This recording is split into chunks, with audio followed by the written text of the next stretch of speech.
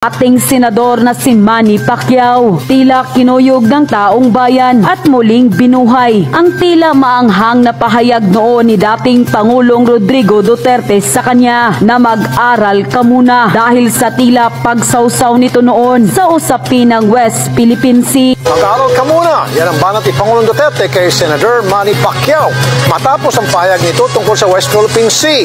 At kung ating matatandaan, noong taong 2022 ay tila nagbigay ito ng pahayag na kung saan nangako siyang hahabulin ang pamilyang Marcos patungkol sa kanilang ill-gotten wealth na ayon sa ilan. Ngayon, bakit bigla na lamang nag-iba ang ihip ng hangin? Politika nga naman dahil kasama na ngayon sa senatorial slate ni PBBM para sa 2025 midterm election at nanumpa na nga ito sa harap pa mismo ni Pangulong Bongbong Marcos. Lahin ko silang lahat papuntang kulungan. Kaya nga sabi ko mega prison eh. Ito ang pangako ni presidential candidate Manny Pacquiao kung hahabulin ang mga Marcos dahil sa kanilang Dahil dito, di tuloy mapigilan na magbigay ng komento ng ilan sa marami sa ating mga kababayan na tila nga raw pakapala na ito ng mukha at tila natatawa na lamang sila dahil noon sabi niya hahabulin daw niya ang pamilyang Marcos sa di umano yung mga ninakaw nito, pero ngayon nakipagkampihan na para sa senatorial slate ng Marcos administration. At masasabi ko, nabanggit na po natin ng Yolanda.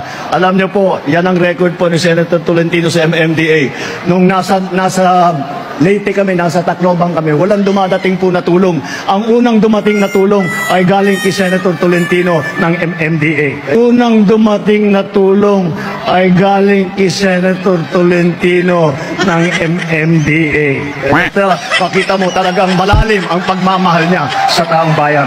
Ang katong akong gipada tong the other night, they were arrived Tacloban just this afternoon because they had to negotiate their way and may na sila nagdaman sila na atong 911 kompleto na cutter. So gikat nila hinahinay nakaabot sila. I think we are the first, but I'm not saying that we are the only one who was helping.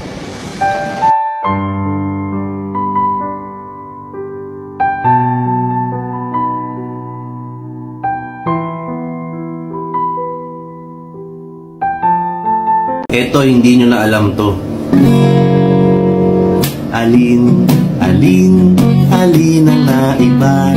Isipin kung alin ang naiba. Isipin mabuti, isipin kung alin. Isipin kung alin ang naiba. Alin ang naiba. Isipin kung alin ang naiba. Sabihin kung alin. Sabihin kung alin ang naiba. Alam nyo pa rin, ang bihira.